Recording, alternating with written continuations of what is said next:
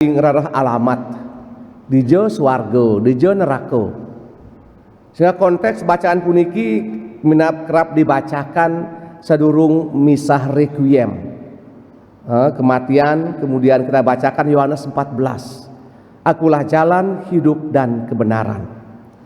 Nanging sana internipun ring Injil mangkin pada bagian akhir, siapa yang percaya kepada Yesus, ia akan melaksanakan pekerjaan sama, bahkan melebihi dari yang Tuhan kerjakan. Teks niki sana pinih becik, tujuanipun sesampun iraga mirengan sabdan widi puniki, iraga sana sampun sebut Katolik, Katolikos, artinya umum orang-orang yang percaya kepada Yesus dengan permandian suci dan sakramen gereja. Napi pengaruh nih buat pedewakan iragane, keluarga tur komunitas, gereja, paroki, pebanjaran, kentan talering desa umat puniki. Dan iraga sekali orang Katolik membuat kekacauan, misalnya membuat isu-isu minap dan semangat menceritakan isu-isu. Kemudian iraga mungkin setiap hari minap sadar dan tidak dengan perumahan, iraga senantiasa membacakan litani kebun binatang. Suami ngomong litani kebun binatang, kentan telur istri. Orang mendengar pesago di luaran itu, pengaruhnya malah kento nak Katolik kasar-kasar gati omongannya. Coba blog lengah kemproh, membuang sampah di mana-mana. Nah, kemarin saya keliling di lapangan tuh penuh dengan botol aqua ya. Yang main banyak, minum. Ada banyak orang-orang yang terpelajar di sana. SMP, SMA, juga anak-anak muda semua. Saya bertanya, napi gunaannya raga sekolah meniko, ngentung sampah kan yang bisa. Dan orang melihat tidak peduli sama itu. Jujur, saya melihat tuh saya upek, kata saya tuh agak apa ya, agak nyaman dengan sampah-sampah itu. Saya turun, saya teriak, tolong ambil sampah semua ini. Saya minta perhatian kepada semua umat, anak-anak muda, OMK, siapapun yang menggunakan lapangan itu silakan gunakan sampai kau mati, tapi jangan bawa minuman aqua dibuang sembarang-sembarang itu. Itu artinya sesekolahan iraga tidak merasuki jiwa kita. Orang mengatakan bahwa apa? Kita non skole set vitae discimus. Kita belajar itu untuk apa? Untuk hidup. Buang sampah tahu, datang lebih awal kalau misah. Itu artinya itu. Makan tinggi sekolah S1, S2, S3, S4, gobloknya sampai di dengkul itu. Itu saya jengkel sekali. Saya beritahu juga pada guru-guru semua yang ngajar di sekolah. Kenapa kita bukan hanya omong saja, anak-anak buang sampah ya, bukan begitu ngomongnya. Sampah buang yang benar. Kita kontrol, cek.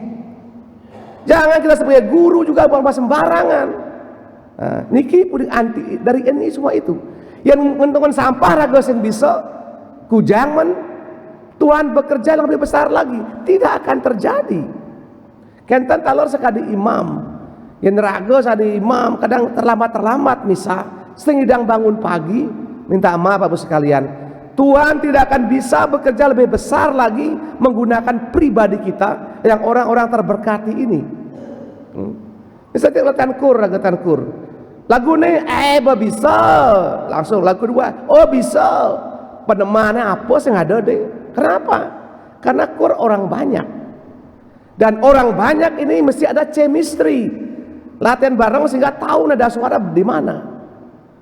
Bahasa Bali jadi saya nggak ada nyawa karena saya nggak ada pengebakti karena kita tidak pernah mempelajari itu. Napi awinan raga perlu buat supaya sujati nih asing-asing anak yang guru masih lakar ngelaksana yang gegawen, ane laksana yang guru, malahan ane luwihan tekan itu. Apa yang perlu kita buat agar firman ini benar-benar bukan kita dengar aja sekarang, tapi benar merasuki raga sekali umat ring Palesari puniki. Wenten kisah sekali berikut. Ada suami istri yang baru menikah 5 tahun. Kemudian sang istri masih tidak nyaman dengan suaminya. Suaminya malas, dia ngorok tidurnya sampai dengaran sampai 2 km. Yang makannya banyak, ayam 2 ekor, tapi megai aduh 1 jam sebab kenyal bepulasnya. Datanglah dia mencari seorang penasehat perkawinan, konselor. Datang dia menceritakan kisahnya, apa yang perlu saya buat dengan suami yang demikian? Apakah saya perlu pisah? Apa perlu saya kasih dia baygon biar dia mati? Terus saya perlu doakan dia agar Tuhan panggil dia segera. Kemudian konselor tidak menjawab apa-apa. Dia mengajak, mari kita ikut saya ke dapur begitu. Dapur, dia mengambil 3 panci, nyalakan kompor, isi air. Panci yang pertama dimasukkan wortel, panci yang kedua kemudian dimasukkan telur, dan panci yang ketiga setelah meluap dimasukkan serbuk kopi. Setelah meluap semuanya, kemudian wortel diangkat yang tadinya keras menjadi gampang hancur, telur yang tadinya gampang hancur menjadi keras, sedangkan kopi yang tadi air biasa menjadi air kopi, sehingga baunya mengundang orang minum kopi. Karena apalagi yang sudah kecanduan kopi, yang sering minum kopi sakit terasa gitu ya, pengang kebet-kebet begitu. Mudah-mudahan tidak ada yang kecanduan kopi di sini. Kemudian saudara berkata, kamu lihat 3 panci ini, tadi yang tadinya orang keras kemudian dia menjadi hancur karena panas persoalan itu. Yang lain yang tadinya lembut kemudian menjadi keras, telur tadi ini semua tidak baik.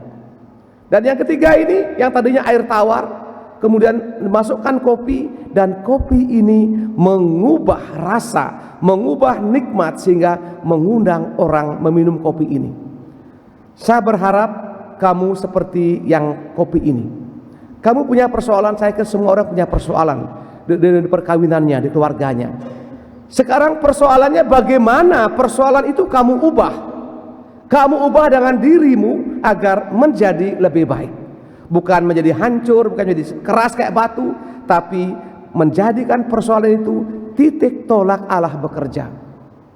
Dan itu akan mungkin terjadi bila kamu merasuki suamimu dengan cara hidupmu, dengan kopi tadi, ubah dia sehingga menjadi lebih baik. Sebelum kau bisa mengubah itu, mengandaikan kamu harus dekat dengan sumber pengubah, yakni Yesus Kristus. Kemudian dia diam, dia pulang. Saat peristiwa itu sang istri senantiasa mempersembahkan suaminya kepada Yesus lewat misa harian. Tidak sampai 2 bulan, 3 bulan, sang suami menyadari perubahan itu dan merasakan kekuatan sang istri dan menjadi sangat baik, bahkan luar biasa. Kira-kira sekali punika Bapak Ibu sekalian, Iraga di Pelasari semua punya persoalan, sakit dengan hubungan mertua dengan menantu, mungkin juga yang pacaran dengan pacarnya punya persoalan, dan itu semua menarik. Tergantung dari bagaimana kita melihat persoalan ini. Kalau kita seperti wortel tadi yang tadinya keras, karena persoalan pun menjadi hancur berantakan karena kita tidak punya kekuatan yang utama, yakni yang percaya kepada Yesus. Yang kedua, kita awalnya lemah lembut, tapi karena persoalan menjadi kaku mati. Pokoknya sama juga jeleknya. Dan yang ketiga, kita punya persoalan, kita sakit, kita punya persoalan, kita tahu itu persoalan yang bagus. Dan jangan lupa, sering saya katakan bahwa persoalan yang ada bila kita mampu menempatkan dalam Yesus sebagai jalan hidup dan kebenaran, maka persoalan itu menjadi alat bagi Allah untuk menyatakan kemuliaannya.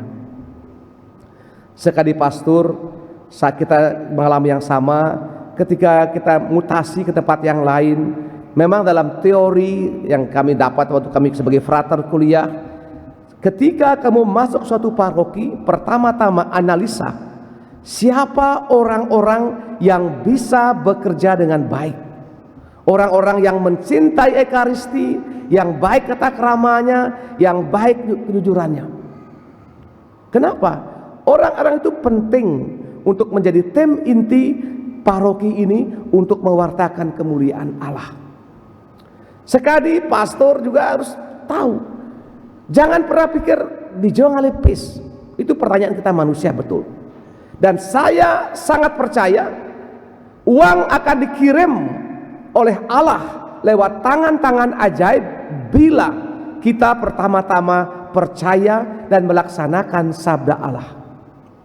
Saya alami di mana-mana, ya, di Gumri 9 tahun, di Nusa Dua 3 tahun, di Semenari 12 tahun, di Sumbawa setahun, di Pelasari baru setahun 8 bulan, belum 2 tahun. Pengalaman membuktikan ketika kita makin merisaukan di mana ngalipis, maka sing manpis. Karena itu bukan sumbernya. Carilah sumber uang itu siapa? Allah sendiri. Bukan Tuhan mengatakan dalam Matius 11, bukan? Carilah pertama-tama kerajaan Allah dan kebenarannya, maka yang lain-lainnya, mungkin uang, kesehatan, suami, istri, atau pacar, atau celeng, atau sampi yang akan diberikan kepadamu, bahkan sampai berkelimpahan. Baca itu Matius itu. Apa artinya itu? Sebagai orang Katolik, sebagai pastor, kalau saya tidak pernah berbuat yang baik, misal kalau kuala minab, sing tian ngona sakit minab, berarti Tuhan udah kasihkan minus poin. Sing sedang bang jelmone, do bang apis, sing cocok bang pis nih. Kita umat Pelasari. Maka saya katakan, semakin banyak umat merindukan Ekaristi, setiap pagi mungkin datang mungkin 300 orang, 500 orang. Apa aja peluang naga sekali umat pasti diberi. Kesehatan pasti diberi. Kenapa? Tuhan Maha Kuasa. Niko mawanan kenapa raga perlu misah niko? Tenang, kalau misah pang demen-demen kan. Misahnya Romo di gereja misah sing manasi, sing manasi. Makanya Romo yang demen misah nak 12 hari kan. Adik itu adi sudah misah manasi Romo. Oh, nah mani kalau misal siap nasi bungkus di gerejanya, sudah misal kalau pengen nasi bungkus di depan gereja 500 gitu, wah, yang cocok bukan seperti itu maksudnya. Nomadak raga sekali umat puniki semakin meyakin, pertama-tama yakin Yesus sebagai jalan hidup dan kebenaran, dan cara yang paling pinih tak terbantahkan ada kerinduan merayakan Ekaristi. Nah, kedua, dan itu akan mempengaruhi hidup kita. Kemudian akan mempengaruhi pada buang sampah, pada keterampilan, ya.